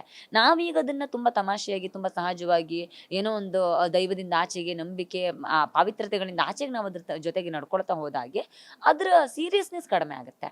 ಮುಂದಿನ ಪೀಳಿಗೆ, ಮುಂದಿನ ತಲೆಮಾರು ಅದನ್ನು ಸೀರಿಯಸ್ ಆಗಿ ತಗೊಳ್ಳೋದು ಕಡಿಮೆ ಆಗುತ್ತೆ. ಆಗ ನಮಗೆಲ್ಲ ಹೊಡ್ತಾ ಬೀಳುತ್ತೆ ಅಂತ ಅನ್ಸುತ್ತೆ. ಹಾಗಾಗಿ ನಮ್ಮ ಜವಾಬ್ದಾರಿ ಅದು, ಅಷ್ಟೇ ಜವಾಬ್ದಾರಿ ನಾವು ನಡ್ಕೊಳ್ಬೇಕು ಅಂತ ಕೇಳ್ತೇನೆ ನಾನು. ಅದರ ಜೊತೆ ರಿಷಬ್ ಶೆಟ್ಟಿ ಅವರು ಒಳ್ಳೊಳ್ಳೆ ಸಿನಿಮಾ ಕೊಡ್ತಿದ್ದಾರೆ, ಹೌದು. ಆದ್ರೆ ಒಂದೀಗ ಕಾಂಟ್ರವರ್ಸಿ ಶುರುವಾಗಿದೆ. ನೀವು ಬಿಗ್ ಬಾಸ್ ಮನೆಯಲ್ಲಿದ್ರಿ, ಈ ಹೊತ್ತಿನಲ್ಲಿ ರಿಷಬ್ ಶೆಟ್ಟಿ ಅವರು ಜೈ ಹನುಮಾನ್ ಸಿನಿಮಾನ ಘೋಷಣೆ ಮಾಡಿದ್ದಾರೆ. ಈ ಬಗ್ಗೆ ಒಂದು ಫಸ್ಟ್ ಲುಕ್ ಕೂಡ ಬಂತು. ಆದ್ರೆ ಈಗ ಅಪೋಸ್ ಏನ್ ಬರ್ತಾ ಇದೆ ಅಂತ ಕೇಳಿದ್ರೆ, ರಿಷಬ್ ಶೆಟ್ಟಿ ಅವರ ಮುಖ ಹನುಮಾನ್ ಇದಕ್ಕೆ ಹೋಲ್ತಾ ಇಲ್ಲ, ಇದು ಸರಿ ಆಗ್ತಿಲ್ಲ, ಈ ರೀತಿಯಾದಂತ ಒಂದಿಷ್ಟು ಅಪಸ್ವರ ಇದೆ. ಪ್ಲಸ್ ಕೋರ್ಟ್ ಮೆಟ್ಟಿಲು ಕೂಡ ಹತ್ತಿದ್ದಾರೆ. ಅಂದ್ರೆ ಮನುಷ್ಯನ ಮುಖಕ್ಕೆ ಆ ಹನುಮಾನ್ ಮುಖನ ಹೋಲಿಕೆ ಮಾಡೋದಿದೆಯಲ್ಲ, ಇದು ಸರಿ ಇಲ್ಲ, ಇದೆಲ್ಲೂ ಕೂಡ ಬಂದಿಲ್ಲ ಅನ್ನೋ ಮಾತಿದೆ. ಇದಕ್ಕೆ ಏನ್ ಹೇಳ್ತೀರಾ ಈ ಒಂದು ಆ ಮಾತುಗಳಿಗೆಲ್ಲ? ಅಂದ್ರೆ ನೋಡಿ, ಒಂದು ಸಿನಿಮಾ ಒಂದು ಕತೆ ಮತ್ತು ಅದಕ್ಕೆ ತಕ್ಕ ಹಾಗೆ ಆ ಸಿನಿಮಾ ಹೋಗುತ್ತೆ ಅಂತ ನಾನು ನಂಬ್ತೀನಿ. ದೇವರುಗಳ ಬಗ್ಗೆ ಸಿನಿಮಾ ಬಂದಷ್ಟು ಜನರಿಗೆ ಆ ಧಾರ್ಮಿಕ ಭಾವನೆ ಜಾಸ್ತಿ ಆಗುತ್ತೆ ಅವ್ರ ಒಳಗಡೆ ಅನ್ನೋದನ್ನ ನಾನು ನಂಬ್ತೀನಿ. ಹಾಗಾಗಿ ಸಿನಿಮಾಗಳಲ್ಲಿ ತಪ್ಪಿಲ್ಲ ಅಂತ ನಾನು ಹೇಳ್ತೀನಿ. ಬಹುಶಃ ಆ ರೂಪ, ಹನುಮಂತನ ರೂಪದಲ್ಲಿ ಅವ್ರೇನಾದ್ರೂ ವ್ಯತ್ಯಾಸಗಳಾಗಿದ್ರೆ ಅದನ್ನು ಸರಿಪಡಿಸ್ಕೊಳ್ಳೋದಕ್ಕೆ ತಂಡ ತಯಾರಾಗಿರುತ್ತೆ. ಅದ್ರ ಬಗ್ಗೆ ಮಾತುಕತೆಗಳು ಮಾಡಲಿ. ಮತ್ತೆ ರಿಷಬ್ ಶೆಟ್ಟಿ ಅವರ ಮುಖ ತೋರಿಸಿದ ತಕ್ಷಣ ನಿಜವಾದ ಆಂಜನೇಯನನ್ನ ಜನ ನೋಡೋದು ಮರೆಯೋದಿಲ್ಲ. ಈ ದೇಶದಲ್ಲಿ ಅತಿ ಹೆಚ್ಚು ದೇವಸ್ಥಾನಗಳನ್ನು ಹೊಂದಿರುವ ದೇವರು ಅಂತಂದ್ರೆ ಅದು ಆಂಜನೇಯ. ಈ ದೇಶದ ಯಾವುದೇ ಊರಲ್ಲಿ ಆಂಜನೇಯನ ಗುಡಿ ಇಲ್ಲದೆ ಇರೋ ಊರು ಇರೋದಕ್ಕೆ ಸಾಧ್ಯವೇ ಇಲ್ಲ. ಅಷ್ಟು ಆಂಜನೇಯನ ದೇವಸ್ಥಾನ ಇದೆ, ಆಂಜನೇಯನ ರೂಪಗಳ ಬಗ್ಗೆ ವರ್ಣನೆ ಇದೆ. ಅದನ್ನ ಯಾವುದೋ ಒಂದು ಸಿನಿಮಾ ಬಂದ ತಕ್ಷಣ ಜನರ ಮನಸ್ಸಿಂದ ಅಳಸ್ ಹಾಕೋದು ಸಾಧ್ಯವೇ ಇಲ್ಲ. ಅದು ನಮ್ಮ ತಪ್ಪು ಕಲ್ಪನೆ ಅಂತ ಅನ್ಕೊಳ್ತೇನೆ. ಹಾಗೆ ನೋಡೋದಕ್ಕೆ ಹೋದ್ರೆ ನಮ್ಮ ಅಣ್ಣವರು ಡಾಕ್ಟರ್ ರಾಜ್ಕುಮಾರ್ ಅವರು ರಾಘವೇಂದ್ರ ಸ್ವಾಮಿಗಳ ಸಿನಿಮಾ ಮಾಡಿದ್ರು. ಸೊ ಆ ಸಿನಿಮಾ ಎಷ್ಟು ಪ್ರಭಾವ ಬೀರ್ತು. ಶಿರಡಿ ಸಾಯಿಬಾಬಾರ ಸಿನಿಮಾ ಬಂತು. ಸೊ ಆ ಸಿನಿಮಾಗಳೆಲ್ಲ ಜನರ ಮನಸ್ಸಿನಲ್ಲಿ ಭಕ್ತಿಯ ಭಾವನೆಯನ್ನು ಜಾಸ್ತಿ ಮಾಡುತ್ತೆ ಹೊರತು ಯಾವತ್ತೂ ಕೆಟ್ಟ ಅಭಿಪ್ರಾಯಗಳನ್ನು ತರಲೇ ಇಲ್ಲ. ನೀವು ಆ ಭಕ್ತಿ ಇಟ್ಟು ಸಿನಿಮಾ ಮಾಡುವಾಗ ಅದಕ್ಕೊಂದಷ್ಟು ಸಹಾಯ ಮಾಡೋದಕ್ಕೆ ಸಾಧ್ಯ ಆದ್ರೆ ಮಾಡಲಿ, ಇಲ್ಲ ತೊಂದರೆ ಅಂತೂ ಕೊಡೋದು ಬೇಡ ಅಂತ ಹೇಳ್ತೀನಿ. ಸಿನಿಮಾ ಮಾಡುವವರು ಆ ಎಚ್ಚರಿಕೆಯನ್ನು ಖಂಡಿತವಾಗ್ಲೂ ಪಾಲಿಸ್ತಾರೆ. ದೈವ ಭಕ್ತರೇ, ರಿಷಬ್ ಶೆಟ್ಟರು ದೈವ ಭಕ್ತರೇ ಆಗಿರೋ ಕಾರಣ ಖಂಡಿತವಾಗ್ಲೂ ಅದನ್ನ ಏನು ಸರಳವಾಗಿ ಖಂಡಿತ ತಗೊಂಡಿದ್ದಿಲ್ಲ, ಅಷ್ಟೇ ಗಂಭೀರವಾಗಿ ತಗೊಂಡೇ ಇರ್ತಾರೆ. ಯಾವುದೋ ಒಂದು ಒಳ್ಳೆ ಸಂದೇಶ, ಒಂದು ಒಳ್ಳೆ ಮುಂದಿನ ಪೀಳಿಗೆ ರಾಮ ಮತ್ತು ಹನುಮರ ನಡುವಿನ ಬಾಂಧವ್ಯವನ್ನ ಅರ್ಥ ಮಾಡ್ಕೊಳ್ಳೋದಕ್ಕೆ ಒಂದು ವಾಹಕವಾಗಿ ಸಿನಿಮಾ ಬರಬಹುದಾದ್ರೆ ಬರಲಿ, ಅದರಲ್ಲಿ ತಪ್ಪಿಲ್ಲ. ಎಚ್ಚರಿಕೆಯಿಂದ ಸಿನಿಮಾ ಮಾಡಲಿ ಅಷ್ಟೇ. ಸಿನಿಮಾ ನೋಡಿದ್ಮೇಲೆ ತಪ್ಪಾಗಿದ್ರೆ ನೀವು ಪ್ರಶ್ನೆ ಮಾಡಿ, ನೋಡೋಕ್ಕಿಂತ ಮುಂಚೆ ಅದನ್ನ ಪ್ರಶ್ನೆ ಮಾಡೋ ತಪ್ಪು ಅಂತ ನಾನು ಹೇಳ್ತೇನೆ. ಅದರ ಜೊತೆ ಮೊದಲೆಲ್ಲ ಏನಿತ್ತು ಅಂತ ಕೇಳಿದ್ರೆ, ಕನ್ನಡ ಚಿತ್ರರಂಗ ಬೆಳೆಯುವಂತ ಹೊತ್ತಿನಲ್ಲಿ ಚೆನ್ನೈಗೆ ಹೋಗ್ಬಿಟ್ಟು ಸ್ಟುಡಿಯೋ ಅಲ್ಲಿರ್ತಾ ಇತ್ತು, ಅಲ್ಲಿ ಹೋಗ್ಬೇಕಿತ್ತು, ಕನ್ನಡಿಗರೆಲ್ಲ ಬೇರೆ ಬೇರೆ ಕಡೆಯಲ್ಲಿ ಹೋಗ್ಬಿಟ್ಟು ಸಿನಿಮಾ ಶೂಟಿಂಗ್ಗಳ ಮಾಡೋದು ಒಂದು ಕ್ರಿಯೆ ಇತ್ತು. ಆದ್ರೆ ಈಗ ಹೊಸ ಬದಲಾವಣೆ ಅಂದ್ರೆ ಕರ್ನಾಟಕ ನಮ್ಮ ಚಿತ್ರರಂಗ ಏನಿದೆಯಲ್ಲ ದೊಡ್ಡ ಮಟ್ಟಿಗೆ ಬೆಳೆದು ಹೋಗಿದೆ, ನಮ್ಮೆಲ್ಲರ ಹೆಮ್ಮೆ. ಸದ್ಯ ನೀವು ಕರಾವಳಿಯವರು, ಕುಂದಾಪುರದವರು, ರಿಷಬ್ ಶೆಟ್ಟಿ ಅವರು ಪ್ಯಾನ್ ಇಂಡಿಯಾ ಸ್ಟಾರ್ ಆಗಿ ಮಿಂಚುತ್ತಿದ್ದಾರೆ. ಈಗ ರಿಷಬ್ ಶೆಟ್ಟಿ ಅವರನ್ನ ಇಂಟರ್ವ್ಯೂ ಮಾಡಕ್ಕೆ ಇತ್ತೀಚೆಗಷ್ಟೇ ರಾಣಾ ಅವರು ಕೂಡ ನಮ್ಮ ಕುಂದಾಪುರಕ್ಕೆ ಬಂದಿದ್ರು, ಕೋಡಿ ಬೀಚಲ್ಲಿ ಇಂಟರ್ವ್ಯೂ ಮಾಡಿದ್ರು. ಜೊತೆಯಲ್ಲಿ ಜೂನಿಯರ್ NTR ಅವರು ಕೂಡ ಕೆರಾಡಿಗೆ ಬಂದಿದ್ರು, ಅಂದ್ರೆ ರಿಷಬ್ ಶೆಟ್ಟಿ ಅವರ ಮನೆಯಲ್ಲ. ಸೊ ಅಲ್ಲಿಗೆ ಬಂದು ದೇವಸ್ಥಾನ, ಅಲ್ಲಿನ ಪರಿಸರ, ಅಲ್ಲೆಲ್ಲ ಬರ್ತಿದ್ದಾರೆ, ಸ್ಟಾರ್ಗಳು ಬರ್ತಾರೆ, ಇಂಟರ್ವ್ಯೂ ಮಾಡ್ತಿದ್ದಾರೆ. ಎಷ್ಟು ಖುಷಿ ಆಗುತ್ತೆ ಅಂದ್ರೆ ರಿಷಬ್ ಶೆಟ್ಟಿ ಅವರು ಅವರಿಂದಾಗಿ ಬೇರೆ ದೊಡ್ಡ ದೊಡ್ಡ ಸ್ಟಾರ್ಗಳು ಬರ್ತಿದ್ದಾರೆ ಅನ್ನೋದು ಒಂದು. ಇನ್ನೊಂದು ಜೊತೆಯಲ್ಲಿ ಅಂದ್ರೆ ನಮ್ಮ ಚಿತ್ರರಂಗ ಬೆಳೀತಾ ಬೆಳೀತಾ ದೊಡ್ಡ ದೊಡ್ಡ ಸ್ಟಾರ್ಗಳೆಲ್ಲ ಅವರ ನೇಟಿವ್ ಪ್ಲೇಸಿಗೆ ಬರ್ತಿದ್ದಾರೆ. ಚಿತ್ರರಂಗ ಎಷ್ಟು ಮಟ್ಟಿಗೆ ಬೆಳೀತಿದೆ, ಹೆಂಗ್ ಅನ್ಸುತ್ತೆ ಈ ಬೆಳವಣಿಗೆ ನೋಡಿದಾಗ? ತುಂಬ ಖುಷಿ ಇದೆ. ಅದೇ ಯಶ್ ಅವರ ಒಂದ್ಸಲ ಮಾತಾಡಿದ್ದೆ, ನಾನೊಂದು ಇಂಟರ್ವ್ಯೂನಲ್ಲಿ ಕೇಳಿದ್ದೆ. ಕನ್ನಡ ಸ್ಯಾಂಡಲ್ವುಡ್ ಅನ್ನೋ ತುಂಬ ಚಿಕ್ಕ ಇಂಡಸ್ಟ್ರಿ ಅನ್ನೋದನ್ನ ಮರ್ತು ಬಿಡಿ, ತುಂಬ ದೊಡ್ಡದಾಗಿ ಯೋಚನೆ ಮಾಡಿ, ಆಗ ಇಂಡಸ್ಟ್ರಿನ ದೊಡ್ಡದಾಗಿ ಬೆಳೆಯುತ್ತೆ ಅಂತ.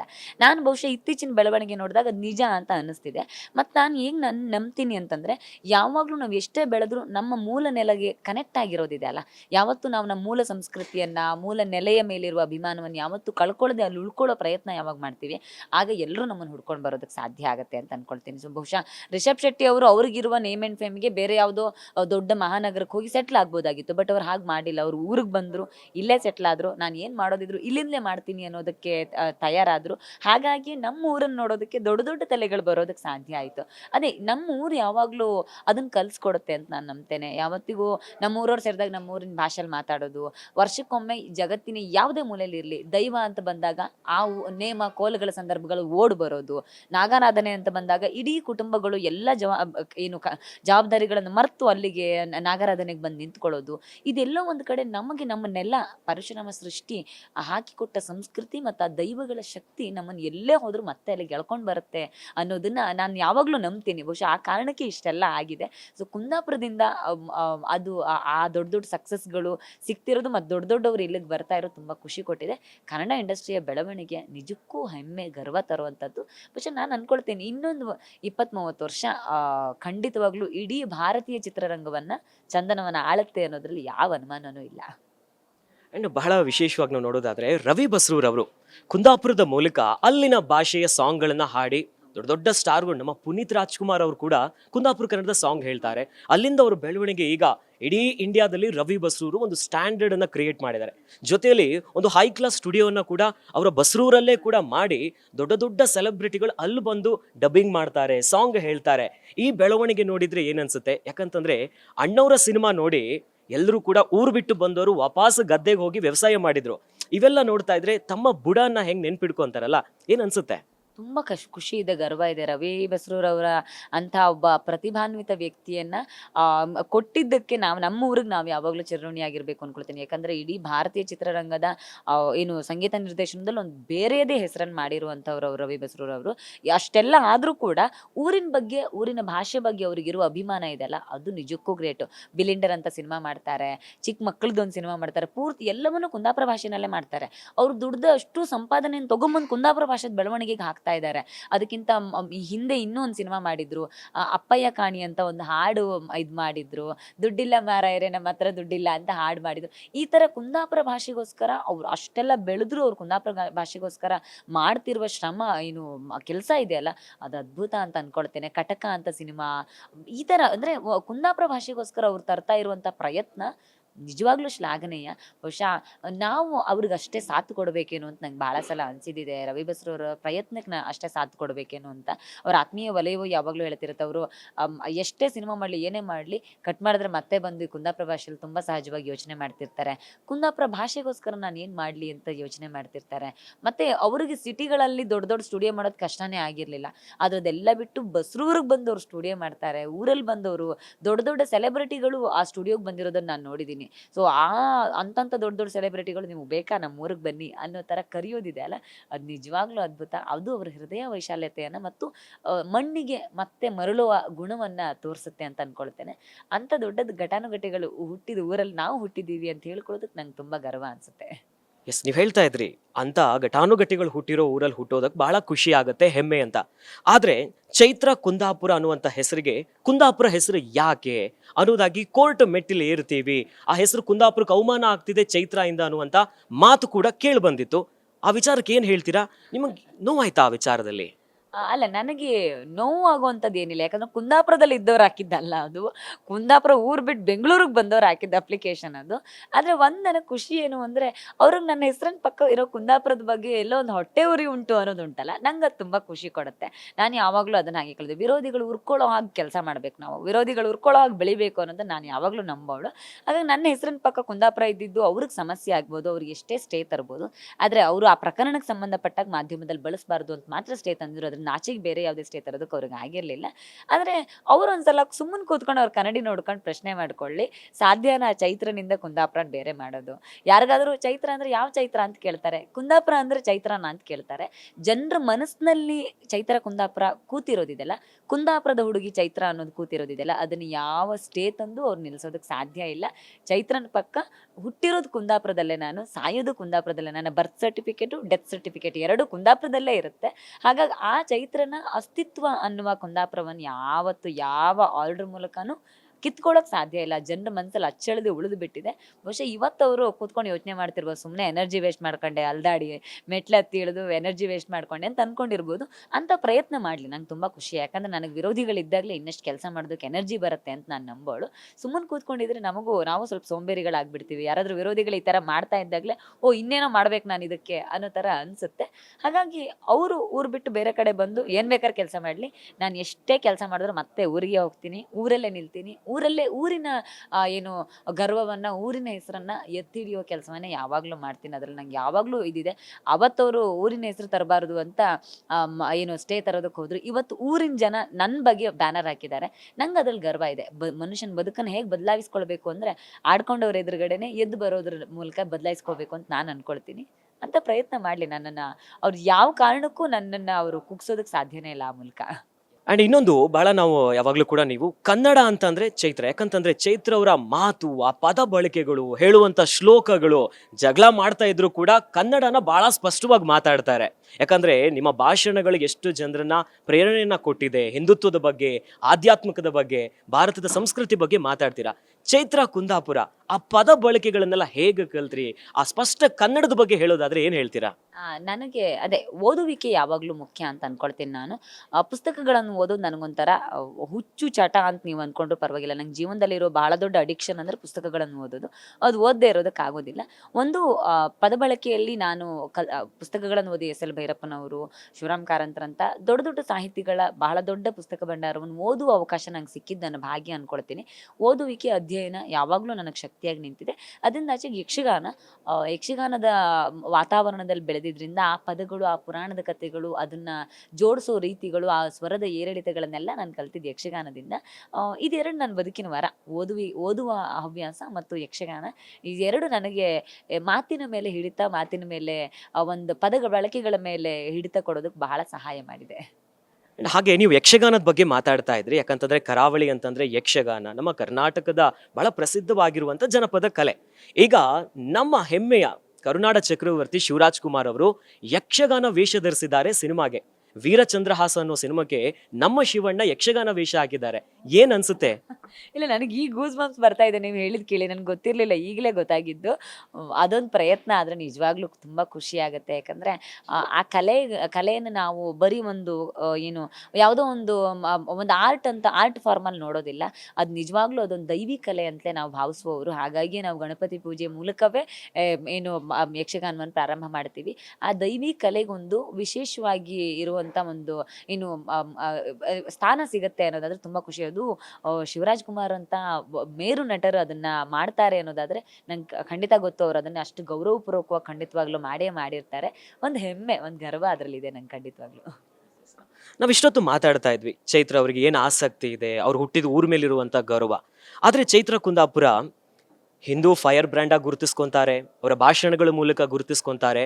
ಬಿಗ್ ಬಾಸ್ ಮನೆಗೆ ಹೋಗಿಯೂ ಕೂಡ ಸೈ ಅನ್ಸ್ಕೊಂಡಿದ್ದಾರೆ. ಯಾಕಂತಂದ್ರೆ ಬಿಗ್ ಬಾಸ್ ಮನೆಯಲ್ಲಿ ಅಷ್ಟು ಲಾಂಗ್ ಜರ್ನಿ ಮಾಡೋದು ಸುಲಭದ ಮಾತಲ್ಲ.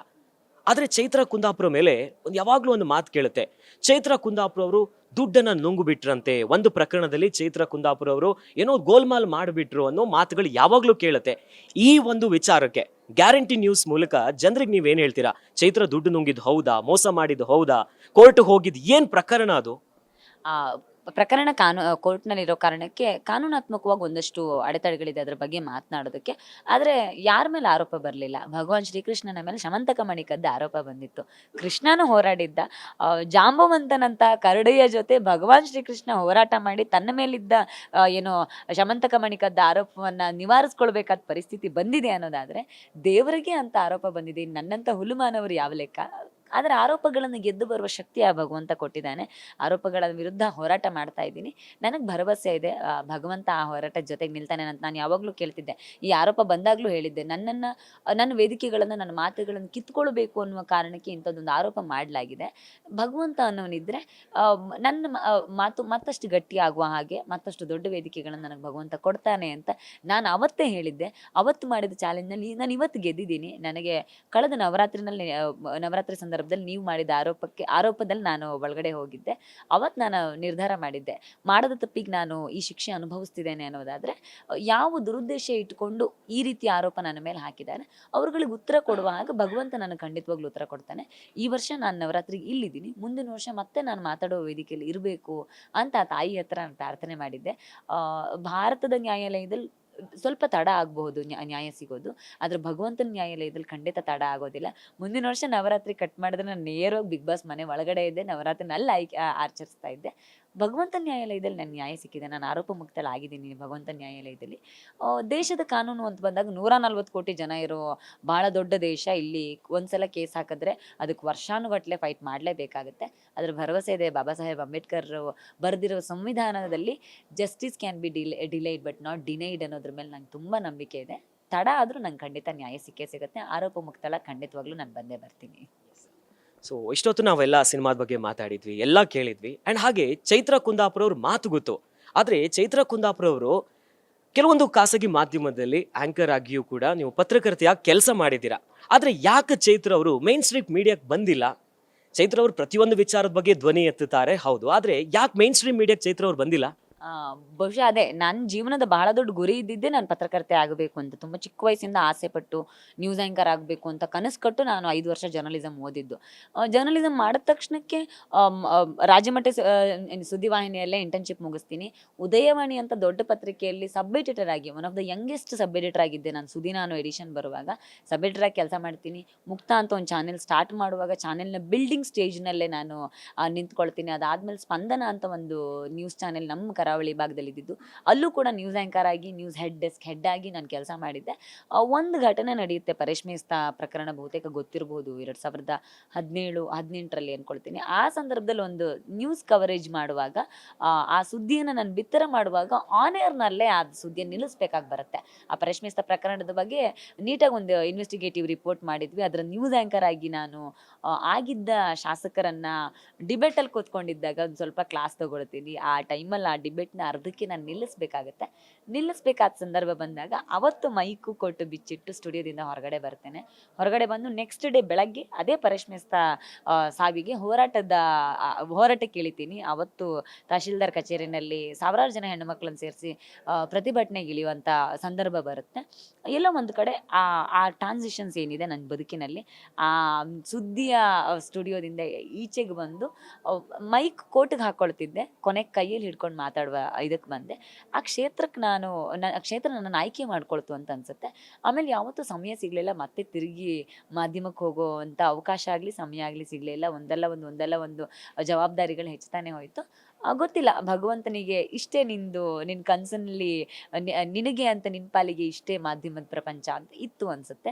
ಸೊ ಅದರಿಂದ ಆಚೆಗೆ ಇವತ್ತೇನು ಮಾಡ್ತಾ ಇದ್ದೀನಿ, ಈ ಕೆಲಸದಲ್ಲೂ ಭಾಳ ತೃಪ್ತಿ ಇದೆ. ಹಾಗಾಗಿ ಬಹುಶಃ ಮೇನ್ ಸ್ಟ್ರೀಮ್ ಮೀಡಿಯಾಗೆ ಬರೋಕ್ಕಾಗಲಿಲ್ಲ. ಸಮಯ ಸಿಕ್ಕಿದ್ದಿದ್ರೆ ಬಹುಶಃ ನಾನು ಬರ್ತಾ ಇದ್ನೋ ಏನೋ.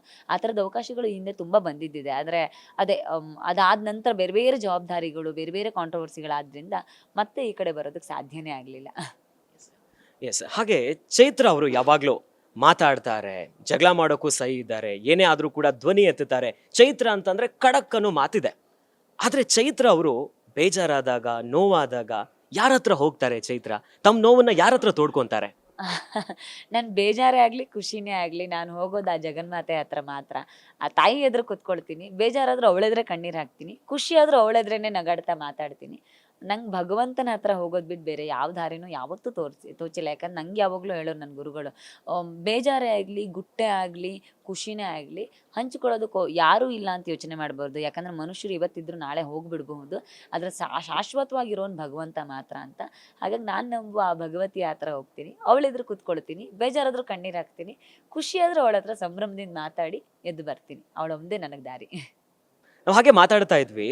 ಗುರು ಕಿರಣ್ ಅವರು ಕರಾವಳಿಯವರು, ಓಕೆ. ಸೊ ಅವರು ಕನ್ನಡ ಚಿತ್ರರಂಗದಲ್ಲಿ ಒಂದು ಹೊಸ ಟ್ರೆಂಡ್ ಸೆಟ್ಟರ್ ಅಂತಾನೆ ಕರೀತಾರೆ.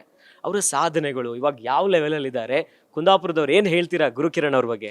ತುಂಬಾ ಖುಷಿ ಆಗುತ್ತೆ. ನಂಗೆ ತುಂಬಾ ಫೇವ್ರೆಟ್ ಅವರು. ಅವ್ರ ಸಾಂಗ್ಗಳಂದ್ರೆ ಬಹಳ ಇಷ್ಟ ನನಗೆ. ಅಂದ್ರೆ ನಾವು ಚಿಕ್ಕ ವಯಸ್ಸಲ್ಲಿ ಇರ್ಬೇಕಾದ್ರೇನೆ ಅವರು ಉಪೇಂದ್ರ ಸರ್ ಸಿನಿಮಾಗಳಿಗೆ ಮಾಡಿರುವ ಹಾಡುಗಳೆಲ್ಲ ಇಷ್ಟು ಫೇಮಸ್ ಆಗಿತ್ತು. ಇವತ್ತು ದೇಶ ವಿದೇಶಗಳಲ್ಲಿ ಅವ್ರ ಹಾಡುಗಳಿಗೋಸ್ಕರ ಹುಚ್ಚು ಅಭಿಮಾನಿಗಳಿದ್ದಾರೆ. ಅವರ ನೇಚರ್ ನನಗೆ ವೈಯಕ್ತಿಕವಾಗಿ ಅವ್ರು ನಡ್ಕೊಳ್ಳೋ ರೀತಿ, ಅವ್ರು ಮಾತಾಡೋದು, ಅವ್ರ ಇಂಟರ್ವ್ಯೂಸ್ ನಾನು ತುಂಬಾ ಫಾಲೋ ಮಾಡ್ತೀನಿ. ಎಲ್ಲೋ ಒಂದು ಕಡೆ ನನಗೆ ತುಂಬಾ ಕನೆಕ್ಟ್ ಆಗ್ತಾರೆ ಕುಂದಾಪುರದ ವಿಚಾರದಲ್ಲಿ ಇರ್ಬೋದು. ಗುರುಕಿರಣ್ ಸರ್ ವ್ಯಕ್ತಿತ್ವ ಮತ್ತು ಅವರ ಹಾಡು ನಿಜವಾಗ್ಲೂ ಕುಂದಾಪುರಕ್ಕೆ ಒಂದು ಹೊಸ ಧ್ವನಿ ಅವರು ಅಂತ ಅನ್ಸುತ್ತೆ. ಅಂಡ್ ಹಾಗೆ ಇವಾಗ ಚೈತ್ರ ಕುಂದಾಪುರ ಅನ್ನೋಕು ಕೋರ್ಟು, ಕಚೇರಿ, ಭಾಷಣ, ಜಗಳ, ಅಲ್ಲೇನೋ ಒಂದು ಕಿರಿಕಿರುತ್ತೆ. ಚೈತ್ರ ಧ್ವನಿ ಎತ್ತುತ್ತಾರೆ, ಮಾತು ಮಾತು ಮಾತು. ಆದ್ರೆ ಈಗ ಬಿಗ್ ಬಾಸ್ ಮನೆ ಚೈತ್ರ ಅವರಿಗೆ ಒಂದು ಹೊಸ ಜೀವನವನ್ನ ಕೊಟ್ಟಿದೆ, ಒಂದು ಮರು ಜನ್ಮ ಅಂದ್ರೆ ತಪ್ಪಾಗಲ್ಲ. ಸೊ ಹಾಗಾಗಿ ಬಿಗ್ ಬಾಸ್ ಮನೆಯಲ್ಲಿ ಹನುಮಂತ್ ಅವರಂತೂ ಎಲ್ಲರೂ ಫೇವ್ರೇಟ್ ಆಗಿದ್ದಾರೆ. ಫೈನಲ್ಗಂತೂ ಹನುಮಂತ್ ಅವ್ರು ಇದ್ದೇ ಇರ್ತಾರೆ ಅನ್ನೋ ಮಾತುಗಳು ಕೇಳಿ ಬರ್ತಾ ಇದೆ. ಹನುಮಂತ ಅನ್ನೋಕು ತುಂಬಾ ಮುಗ್ಧ ಅನ್ನೋ ಮಾತಿದೆ. ಚೈತ್ರ ಕುಂದಾಪುರ ಅವ್ರು ಬಹಳ ಹತ್ತಿರದಿಂದ ಹನುಮಂತ ಜೊತೆ ಇದ್ದೀರಾ, ಅಷ್ಟು ಮುಗ್ಧ ನಿಜವಾಗ್ಲೂ ಇದ್ದಾರಾ? ಇಲ್ಲ, ಹನುಮಂತು ತುಂಬಾ ಬುದ್ಧಿವಂತ. ಮುಗ್ಧತೆ ಎನ್ನುವ ಊಟವನ್ನು ಎಲ್ಲೆಲ್ಲಿ ಮಾಡಬೇಕು ಅನ್ನೋದನ್ನ ಬಹಳ ಚೆನ್ನಾಗಿ ಅರ್ಥಕೊಂಡಿರುವಂತ ಬುದ್ಧಿವಂತ. ಅಂದ್ರೆ ಎಲ್ಲಿ ಮುಗ್ಧತೆ ಬೇಕೋ ಅಲ್ಲಿ ಮಾತ್ರ ತೋರಿಸ್ತಾರೆ. ಬಹಳ ಬುದ್ಧಿವಂತ. ನಾನು ಸಾಮಾನ್ಯವಾಗಿ ಮುಗ್ಧತೆ ಸತ್ತ ವ್ಯಕ್ತಿ ಮಾತ್ರ ಬುದ್ಧಿವಂತನಾಗೋದಕ್ಕೆ ಸಾಧ್ಯ ಅಂತ ಯೋಚನೆ ಮಾಡ್ತೀವಿ. ಬಟ್ ಹಾಗಲ್ಲ, ಹನುಮಂತ ಬುದ್ಧಿವಂತಿಕೆ ಮತ್ತು ಮುಗ್ಧತೆ ಎರಡನ್ನೂ ಜೊತೆಗೆ ಕ್ಯಾರಿ ಮಾಡಬಲ್ಲ ವ್ಯಕ್ತಿ. ಚೈತ್ರ ಅವರು ಭಾಷಣ ಮಾಡ್ತಾರೆ, ಕಾರ್ಯಕ್ರಮಗಳು ಯಾವಾಗ್ಲೂ ಖಡಕ್ ಆಗಿರ್ತಾರೆ. ಅವರು ಕನ್ನಡ, ಹಿಂದುತ್ವ, ಹಿಂದೂ. ಈಗ ಬಿಗ್ ಬಾಸ್ ಮನೆಯಿಂದ ಬಂದ್ಮೇಲೆ ಬಿಗ್ ಬಾಸ್ ಮನೆಯಲ್ಲಿ ಎಲ್ಲರೂ ನೋಡಿದೀವಿ, ಚೈತ್ರ ಅವರು ಡ್ಯಾನ್ಸ್ ಮಾಡ್ತಾರೆ, ಹಾಡು ಹೇಳ್ತಾರೆ, ಕುಣಿತಾರೆ, ಆಕ್ಟಿಂಗ್ ಮಾಡ್ತಾರೆ ಅಂತ. ನೆಕ್ಸ್ಟ್ ವಾಟ್ ಏನಾಗುತ್ತೆ? ಚೈತ್ರ ಕುಂದಾಪುರ ಅವರು ಸಿನಿಮಾ ಫೀಲ್ಡ್ಗೆ ಹೋಗ್ತಾರಾ? ಸಿನಿಮಾದಲ್ಲಿ ಇಂಟ್ರೆಸ್ಟ್ ಇದೆಯಾ? ಜೊತೆಯಲ್ಲಿ ಚೈತ್ರ ಕುಂದಾಪುರ ಅವರಿಗೆ ಬಿಗ್ ಬಾಸ್ ಮನೆಯಿಂದ ಬಂದ್ಮೇಲೆ ಮುಂದೇನು? ಅಂದ್ರೆ ನಾನು ಯಾವತ್ತೂ ಬಹಳ ದೊಡ್ಡ ಯೋಜನೆಗಳನ್ನ ಹಾಕೊಂಡವಳಲ್ಲ. ಡೆಸ್ಟಿನಿಯನ್ನು ಯಾವತ್ತೂ ನಂಬ್ತೀನಿ. ನನಗಿಂತ ಚೆನ್ನಾಗಿ ಭಗವಂತ ನಂಗೋಸ್ಕರ ಪ್ಲಾನ್ ಮಾಡ್ತಾನೆ ಅನ್ನೋದನ್ನ ನಾನು ನಂಬ್ತೀನಿ. ಸಿನಿಮಾ ಕ್ಷೇತ್ರದ ಬಗ್ಗೆ ಕಲ್ಪನೆನೂ ನನಗಿಲ್ಲ. ಅದು ನನಗೆ ಹೇಗೆ ಅನ್ನೋದು ಅದ್ರ ಐಡಿಯಾನೂ ಇಲ್ಲದೆ ಇರೋ ಕಾರಣಕ್ಕೆ ನಾನು ಅದ್ರ ಬಗ್ಗೆ ಯಾವತ್ತೂ ಯೋಚನೆ ಮಾಡಿಲ್ಲ. ಉಳಿದಾಗೆ ಗೊತ್ತಿಲ್ಲ. ಈಗ ಇಲ್ಲಿ ತನಕ ಏನು ಮಾಡ್ಕೊಂಡು ಬಂದಿದ್ದೀನಿ ಆ ಕೆಲಸನ ಇನ್ನಷ್ಟು ವೇಗವಾಗಿ ಮಾಡಬೇಕು ಅನ್ನೋ ಯೋಚನೆ ಇದೆ. ಅದರಿಂದ ಆಚೆಗೆ LLB ಮಾಡಬೇಕು ಅನ್ನೋ ಯೋಚನೆ ಇದೆ. ಒಂದಷ್ಟು ಕಾನೂನು ಅರಿವನ್ನು ಜನರಲ್ಲಿ ಮೂಡಿಸುವಂಥ ಪ್ರಯತ್ನ ಮಾಡಬೇಕು ಅನ್ನುವ ಕಲ್ಪನೆ ಭಾಳ ಇದೆ ನನಗೆ. ನಾನು ಸಂಕಷ್ಟದಲ್ಲಿದ್ದಾಗ ನನಗೆ ಬಹಳ ದೊಡ್ಡ ವಕೀಲರ ತಂಡ ನೆರವಿಗೆ ನಿಂತಿತ್ತು. ಹಾಗಾಗಿ ಆ ಥರದ ಸಹಾಯವನ್ನು ನಾನು ತಗೊಂಡ್ಮೇಲೆ ಸಮಾಜಕ್ಕೂ ಅದನ್ನು ಕೊಡಬೇಕು ಅನ್ನೋ ಯೋಚನೆ ಇರೋ ಕಾರಣಕ್ಕೆ ಮುಂದೆ LLB ಮಾಡಬೇಕು ಅಂತಂತೂ ಇದೆ. ಗೊತ್ತಿಲ್ಲ ಸಮಯ ಹೇಗೆ ಅದಕ್ಕೆ ಸಹಾಯ ಮಾಡುತ್ತೆ ಅಂತ. ಅದರಿಂದ ಆಚೆಗೆ ಬಂದದ್ದೆಲ್ಲ ಬರಲಿ, ಭಗವಂತನ ದಯೆಯೊಂದಿರಲಿ ಅಂತ ಅವನ ಇಚ್ಛೆ ಪಟ್ಟಾಗ ಮುಂದಕ್ಕೆ ಹೋಗ್ತೀನಿ ಅಷ್ಟೇ. ಒಟ್ಟಲ್ಲಿ ಯಾವಾಗಲೇ ಹೇಳ್ತಾ ಇದ್ರಿ ಬಿಗ್ ಬಾಸ್ ಮನೆಯಲ್ಲಿ ಬಿಗ್ ಬಾಸ್ ಧ್ವನಿಯನ್ನ ಬಹಳ ಮಿಸ್ ಮಾಡ್ಕೊಂತೀನಿ ಅಂತ. ಆದ್ರೆ ಮನೆ ಕ್ಯಾಪ್ಟನ್ ಆಗಿಲ್ಲ ನೀವು. ಎಲ್ಲಾದ್ರೂ ಬಿಗ್ ಬಾಸ್ ಬಂದು ಇದು ಬಿಗ್ ಬಾಸ್, ಈ ವಾರದ ಮನೆಯ ಕ್ಯಾಪ್ಟನ್ ಆಗಿ ಚೈತ್ರ ಕುಂದಾಪುರ ಅವರು ಆಯ್ಕೆಯಾಗಿದ್ದಾರೆ. ಅದರ ಜೊತೆಯಲ್ಲಿ ಇದು ಬಿಗ್ ಬಾಸ್, ಕನ್ನಡದ ಬಿಗ್ ಬಾಸ್ ಸೀಸನ್ 11ರಲ್ಲಿ ಚೈತ್ರ ಕುಂದಾಪುರ ಅವರು ವಿನ್ ಆಗಿದ್ದಾರೆ ಅನ್ನುವಂತ ಧ್ವನಿ ಬಂದಿದ್ರೆ ಹೆಂಗೆಂಗ್ ಅನ್ಸುತ್ತೆ ಈ ಮಾತು? ಹೊಟ್ಟೆಲ್ ಚಿಟ್ಟೆ ಬಿಟ್ಟಂಗೆ ಆಗುತ್ತೆ. ನನಗೆ ಒಂದ್ಸಲ ಅದೇ ರೆಸಾರ್ಟ್ ಟಾಸ್ಕ್ ಮಾಡುವಾಗ ನನ್ನ ಬಿಗ್ ಬಾಸ್ ಅನೌನ್ಸ್ ಮಾಡಿದ್ರು, ಚೈತ್ರ ಅವರನ್ನ ಈ ತಂಡದ ಕ್ಯಾಪ್ಟನ್ ಆಗಿ ಅನೌನ್ಸ್ ಮಾಡ್ತೀವಿ ಅಂತ ಹೇಳಿದ್ರು. ಅದೇ ಆಗ್ಲೇ ತುಂಬಾ ಖುಷಿಯಾಗಿತ್ತು, ಆಶ್ಚರ್ಯ ಆಗಿತ್ತು. ಅದೊಂಥರ ಅನಿರೀಕ್ಷಿತವಾಗಿ ಮರುಭೂಮಿಯಲ್ಲಿ OSS ಸಿಕ್ಕಂಗೆ ಆಗಿತ್ತು ನನಗೆ. ಗೊತ್ತಿಲ್ಲ, ಬಿಗ್ ಬಾಸ್ ವಿನ್ನಿಂಗ್ ಅನ್ನೋದನ್ನ ನಾನು ಯಾವಾಗ್ಲೂ ಟ್ರೋಫಿಯಲ್ಲಿ, ದುಡ್ಡಲ್ಲಿ ನನ್ನ ಗೆಲುವನ್ನು ನಾನು ಯಾವತ್ತೂ ಅಳಿಯೋದಿಲ್ಲ. ಅದರಿಂದ ಆಚೆಗೆ ಜನರ ಮನಸ್ಸನ್ನು ಗೆದ್ದಿದ್ದೀನಿ ಅನ್ನೋದೇನಿದೆಯಲ್ಲ ಅದು ಬಹಳ ವಿಶೇಷ. ನನಗೆ ಅದು ಬಹಳ ಮುಖ್ಯ ಅಂತ ಅನ್ಸುತ್ತೆ. ಆ ಗೆಲುವು ನನಗೆ ಬಿಗ್ ಬಾಸ್ ಖಂಡಿತ ಕೊಟ್ಟಿದ್ದಾರೆ. ಧ್ವನಿಯನ್ನು ಯಾವಾಗಲೂ ಮಿಸ್ ಮಾಡ್ಕೊಳ್ತೀನಿ. ಕ್ಯಾಪ್ಟನ್ ಆಗಿಲ್ಲ ಅನ್ನೋ ಬೇಜಾರಿದೆ. ಆದರೆ ಅದಕ್ಕಿಂತ ಹೆಚ್ಚಿನದ್ದೇನು ಅಂದರೆ ಈಗ ಒಂದು ಟೀಮ್ ಕ್ಯಾಪ್ಟನ್ ಆಗಿ ಬಿಗ್ ಬಾಸ್ ಆಯ್ಕೆ ಮಾಡೋದೇನಿದೆ ಅಲ್ಲ ಅದು ಬಹಳ ವಿಶೇಷ ಅನ್ಕೊಳ್ತೀನಿ. ಬಿಗ್ ಬಾಸ್ ಮನೆಯಲ್ಲಿ ಯಾವ ಕಂಟೆಸ್ಟೆಂಟ್ಗಳಿಗೂ ಸಿಗದೇ ಇರುವ ವಿಶೇಷ ಅವಕಾಶಗಳೆಲ್ಲ ನನಗೆ ಸಿಕ್ಕಿದೆ. ಸೊ ಆ ವಿಚಾರದಲ್ಲಿ ನಾನು ಅದೃಷ್ಟವಂತೆ ಅನ್ಕೊಳ್ತೀನಿ. ಸೊ ಒಟ್ಟಲ್ಲಿ ಚೈತ್ರ ಕುಂದಾಪುರ ಅವರು ಬಿಗ್ ಬಾಸ್ ಮನೆಯಲ್ಲಿ ಭರ್ಜರಿಯಾಗಿ ಪರ್ಫಾರ್ಮೆನ್ಸ್ ಕೊಟ್ಟು, ಚೈತ್ರ ಯಾವಾಗ್ಲೂ ಕಿರಿಕ್ ಮಾಡ್ತಾರೆ, ಗಲಾಟೆ ಮಾಡ್ತಾರೆ. ಚೈತ್ರ ಇಷ್ಟೇ ಅನ್ನುವಂಥ ಕೆಲವು ಮಾತುಗಳ ನಡುವೆ ಎಲ್ಲಾ ಪ್ರಕರಣಗಳನ್ನ ಸೈಡ್ಗಿಟ್ಟು ಚೈತ್ರ ಒಂದು ಭರ್ಜರಿಯಾಗಿ ಹೊಸ ಮುಖದೊಂದಿಗೆ ಇವತ್ತು ಇಡೀ ಕರ್ನಾಟಕಕ್ಕೆ ಪರಿಚಯ ಆಗಿದ್ದೀರಾ. ಜೊತೆಯಲ್ಲಿ ಚೈತ್ರ ಅಂತಂದ್ರೆ ಕರಾವಳಿ, ಅಲ್ಲಿನ ಹಿಂದೂಪರ ಸಂಘಟನೆಗಳು, ಹಿಂದುತ್ವ ಈ ರೀತಿ ಇತ್ತು. ಆದ್ರೆ ಈಗ ಕನ್ನಡದ ಮನೆ ಮಗಳು ಚೈತ್ರ ಆಗ್ಬಿಟ್ಟಿದ್ರೆ, ಅಂದ್ರೆ ಎಲ್ಲರ ಪ್ರೀತಿಯ ಚೈತ್ರ ಕುಂದಾಪುರ ಆಗಿದ್ರೆ ಈ ಜನರ ಪ್ರೀತಿ ನೋಡ್ತಿದ್ರೆ ಎಷ್ಟು ಖುಷಿ ಆಗುತ್ತೆ. ನಾನು ಯಾವ ಜನ್ಮದ ಸುಕೃತವೋ ನನಗೆ ಗೊತ್ತಿಲ್ಲ. ನೂರಾರು ಜನ್ಮಗಳ ಪುಣ್ಯದ ಫಲ ನನಗಿದು ಈ ಪ್ರೀತಿ ಸಿಕ್ಕಿರೋದು ಅಂತ ಅನ್ಕೊಳ್ತೀನಿ. ಒಂದು ವರ್ಗಕ್ಕೆ ಮಾತ್ರ ಸೀಮಿತವಾಗಿದ್ದೆ. ಈಗ 2 ವರ್ಷದ ಪುಟ್ಟ ಮಗುವಿನಿಂದ ಹಿಡಿದು 80-90 ವರ್ಷದ ವಯಸ್ಸಾಗಿರೋರ ತನಕ ಎಲ್ಲರ ಪ್ರೀತಿ ಸಿಕ್ಕಿದೆ. ನನ್ನ ಅಪ್ಪ ಅಮ್ಮ ಮಾಡಿದ ಪೂಜಾ ಫಲ ಇದು ಅಂತ ನಾನು ಭಾವಿಸ್ತೇನೆ. ಭಾಗ್ಯವಂತೆ. ಈ ಪ್ರೀತಿಗೆ ಬದಲಾಗಿ ಸಮಾಜಕ್ಕೆ ಇನ್ನಷ್ಟು ಕೆಲಸ ಮಾಡೋದ್ರ ಮುಖಾಂತರ ಅದರ ಋಣ ತೀರ್ಸೋದಕ್ಕೆ ಬಯಸ್ತೀನಿ ಅಂತ ಹೇಳ್ತೀನಿ ಅಷ್ಟೇ. ಹಾಗೆ ಕೊನೆಯದಾಗಿ ಚೈತ್ರ ಕುಂದಾಪುರ ಅವರು ಬರೀ ಜಗಳ ಮಾಡ್ತಾರೆ, ಇಂಥ ಹಿಂಗಿಂಗ್ ಕಿರಿಕಗಳು ಇರುತ್ತೆ ಅನ್ನೋ ಮಾತಿತ್ತು.